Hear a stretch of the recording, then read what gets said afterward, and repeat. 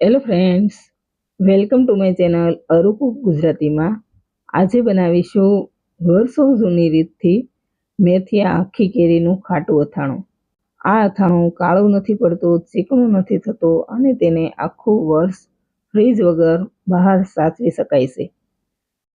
તો પૂરો વિડીયો ધ્યાનથી જુઓ અને વિડીયો સારો લાગે તો વિડીયોને લાઈક કરી દેજો, વધુને વધુ શેર કરી દેજો અને મારા બીજા નવા વિડીયો જોવા માટે મારી ચેનલને સબસ્ક્રાઈબ ન કરી હોય તો સબસ્ક્રાઈબ કરી દેજો. તો મેથીયા આખી કેરીનું અથાણું બનાવવા માટે અહીં મેં 500 ગ્રામ આ રીતની નાની નાની કેરી લીધી છે. આપણે આ રીતની એકદમ કડક કેરી હોય તે જ પસંદ કરવાની અને તેને પાણીથી બરાબર ધોઈ સહેજ પણ પાણીનો ભાગ ન રહે તે રીતે કોરી કરી લેવાની.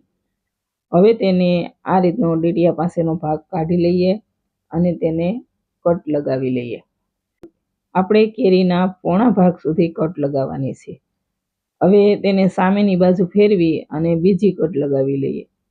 તો આ રીતે આપણે 2 કટ લગાવી લેવાની અને હવે તેની ગોટલીનો ભાગ કાઢી લઈએ. તો આ કેરી એકદમ કુમળી હોય છે એટલે તેમાં એકદમ સરળતાથી કટ લાગી જાય છે અને એકદમ સરળતાથી ગોટલી નીકળી જાય છે. તો તમે જોઈ શકો છો કે આપણે આ રીતે એકદમ સરળતાથી ગોટલી કાઢી લીધી છે. હવે આ જ રીતે આપણે બાકીની બીજી બધી જ કેરીમાં કટ લગાવી અને ગોટલીનો ભાગ કાઢી લઈએ.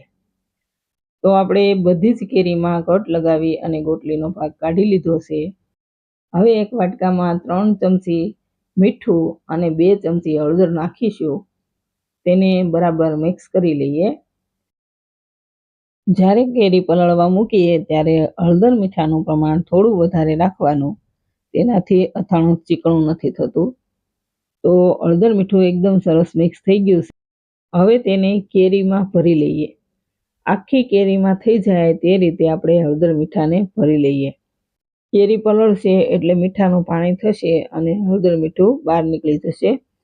પણ આનાથી અથાણું ચીકણું નથી થતું એટલે આપણે આ પ્રોસેસ કરીએ છીએ. તો આ રીતે હળદર મીઠું ભરી કેરીને એક બાઉલમાં મૂકી દઈએ. હવે બાકીની બીજી બધી જ કેરીમાં હળદર મીઠું ભરી લઈએ. તો હવે બધી જ કેરીમાં હળદર મીઠું ભરાઈ ગયું છે અને બાકીનું જે વધેલું છે તેને આ રીતે ઉપર નાખી દઈએ. હવે તેને ઢાંકી 8-10 કલાક માટે પલળવા મૂકી દઈએ. વચ્ચે 2-3 વાર આ રીતે ઉછાળી અને ચલાવતા રહીશું.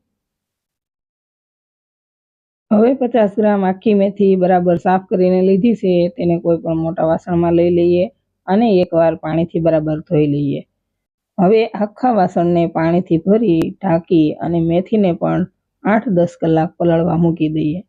જ્યાં સુધી કેરી પલળશે ત્યાં સુધી મેથીને પણ પલાળીશું.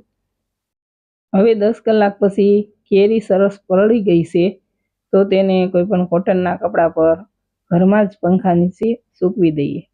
આપણે કેરીને તડકે નથી સૂકવવાની, ઘરમાં જ સૂકવવાની છે. તો આ રીતે બધી જ કેરી 4 થી 5 કલાક સુધી સુકાવા દઈએ. હવે 10 કલાક પછી મેથીને પણ પાણીમાંથી કાઢી લઈએ અને એકવાર ધોઈ લઈએ. હવે તેમાંથી બધું જ પાણી નિતારી અને કેરીનું ખાટું પાણી નીકળેલું છે તેમાં અડધો કલાક પલાળવા માટે મૂકી દઈએ. અડધો કલાક પછી મેથીને ખાટા પાણીમાંથી કાઢી લઈએ. મેથીને કોટનના કપડા પર આ રીતે છૂટી નાખી અને એકદમ સરસ કોરી થઈ જાય ત્યાં સુધી સુકાવા દઈએ. હવે 50 ગ્રામ મેથીનો બોળો અને 50 ગ્રામ રાઈનો બોળો લીધો છે. તેને મિક્સર જારમાં નાખીશું અને મિક્સર ચાલુ બંધ કરતાં અધકચરો પીસી લઈએ. તો આપણે આ રીતે મેથીના બોળાને અધકચરો પીસી લીધો છે. બોળાને વધારે ઝીણો નથી પીસવાનો, માત્ર થોડો આ રીતનો અધકચરો જ પીસવાનો છે. હવે તેને એક મોટા બાઉલમાં લઈ લઈએ અને આ રીતે સરખું કરી વચ્ચે થોડી જગ્યા કરી લઈએ. હવે તેમાં અડધી ચમચી હિંગ નાખીશું અને 3 ચમચી જેટલું બોળાની ફરતે મીઠું નાખી દઈએ. અથાણામાં મીઠાનું પ્રમાણ થોડું વધારે રાખવાથી અથાણું આખું વર્ષ ખરાબ નથી થતું અને સારું રહે છે. હવે તેમાં 10-12 આખા મરી અને 1 તજનો ટુકડો નાખીશું. હવે 250 ગ્રામ સિંગ તેલ ગરમ કરવા મૂકીશું અને તેલને એકદમ ધુમાડા નીકળી જાય ત્યાં સુધી ગરમ થવા દઈએ. હવે આ રીતે રાઈના દાણા નાખી અને ચેક કરી લેવાનું. તે તરત જ ફૂટી અને ઉપર આવી જાય એટલે તેલ એકદમ સરસ ગરમ થઈ ગયું છે. હવે ગરમ કરેલું તેલ તૈયાર કરેલા બોળામાં આ રીતે હિંગ ઉપર નાખીશું. અત્યારે આપણે જરૂર પૂરતું જ તેલ નાખીશું અને તરત જ તેને ઢાંકી દઈએ. 2 મિનિટ પછી તેને સારી રીતે મિક્સ કરી લઈએ. હવે બાકી બચેલું તેલ છે તેને ઠરવા દઈએ અને તેનો ઉપયોગ આપણે પછી અથાણામાં કરીશું. હજુ આપણો બોળો ગરમ છે ત્યાં જ તેમાં 1 ચમચી હળદર અને 1 મોટી ચમચી જેટલી વરિયાળી નાખી બરાબર મિક્સ કરી લઈએ. આ રીતે બોળો ગરમ હોય ત્યાં જ તેમાં વરિયાળી અને હળદર નાખવાથી બંનેનો કાચો ટેસ્ટ દૂર થઈ જાય છે અને હળદરનો એકદમ સારો કલર આવી જાય છે. હવે બધું જ સારી રીતે મિક્સ થઈ ગયું છે અને બોળો રેડી છે તો તેને ઠરવા દઈએ. બોળો એકદમ ઠરી જાય ત્યાર પછી આપણે તેમાં લાલ મરચું પાવડર નાખીશું. જો અત્યારે આપણે મરચું પાવડર નાખીશું તો બોળો ગરમ છે એટલે મરચું પાવડરનો કલર બળી જશે, એટલે આપણે તેને ઠરવા દઈએ. હવે આપણે સૂકવેલી મેથી એકદમ સરસ સુકાઈ ગઈ છે. તમે જોઈ શકો છો કે મેથીનો એક એક દાણો આ રીતે છૂટો છે અને સેજ પણ ચીકાશ નથી. અંદરથી ભીની છે પણ બહારથી એકદમ સરસ સુકાઈને કોરી થઈ ગઈ છે. આપણે સૂકવેલી કેરી પણ સારી રીતે સુકાઈ ગઈ છે અને હવે બોળો પણ એકદમ સરસ ઠરી ગયો છે તો તેમાં 1 કપથી થોડું ઓછું કશ્મીરી લાલ મરચું પાવડર નાખીશું. અહીં મેં કશ્મીરી લાલ મરચું પાવડરનો ઉપયોગ કરેલો છે. તેનાથી અથાણું વધારે પડતું તીખું નહીં થાય અને તેનો કલર ખૂબ જ સારો આવશે. જો તમે અથાણું વધારે તીખું પસંદ કરતા હોય તો તમારે તીખું મરચું પાવડરનો પણ ઉપયોગ કરવાનો.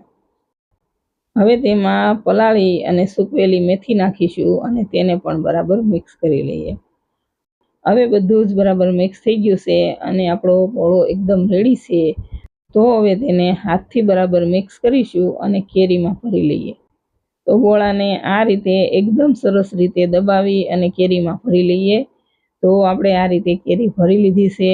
તેને એક બાઉલમાં મૂકી દઈએ અને બાકીની બીજી બધી જ કેરી આ રીતે ભરી લઈએ. હવે બધી જ કેરી ભરાઈ ગઈ છે અને આટલો બોળો વધ્યો છે તો તેને આપણે ઉપરથી નાખીશું. હવે આખું વર્ષ અથાણું કઈ રીતે સાચવવું તે જોઈ લઈએ. તો સૌથી પહેલાં એક કાચની બોટલ લઈ લઈએ. અથાણું આખું વર્ષ સાચવવા માટે હંમેશા કાચની બોટલનો જ ઉપયોગ કરવાનો. હવે બોટલમાં તળિયે થોડો બોળો નાખીશું અને તેના પર આ રીતે કેરી ગોઠવી લઈએ. ફરી તેના પર બોળો નાખીશું અને હવે આ રીતે આખી બોટલ ભરાઈ જાય એટલે તેમાં ગરમ કરી અને એકદમ ઠંડુ કરેલું તેલ નાખીશું. તો આ રીતે આખી બોટલ ભરાઈ જાય અને ઉપર તેલ આવી જવું જોઈએ તે રીતે આપણે અથાણાને સ્ટોર કરવાનું.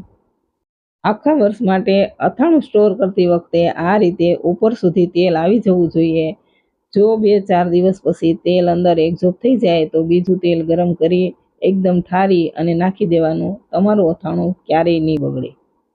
હવે બાકીની બીજી બધી કેરી વધેલા બોળામાં મિક્સ કરી અને બાઉલમાં લઈ લઈએ. તો ફ્રેન્ડ્સ રેડી છે આખા વર્ષ માટે એકદમ જૂની રીતે મેથીયા આખી કેરીનું ખાટું અથાણું. જો તમે આ રીતે અથાણું બનાવી અને આપણે બતાવેલી રીત પ્રમાણે સ્ટોર કરશો તો આખું વર્ષ અથાણું કાળું નથી થતું, ચીકણું નથી થતું, તેના પર ફૂગ નથી થતી અને એવું ને એવું એકદમ ફ્રેશ રહે છે. તો તમે પણ મેથીયા આખી કેરીના અથાણાની રેસીપી જરૂર ટ્રાય કરજો.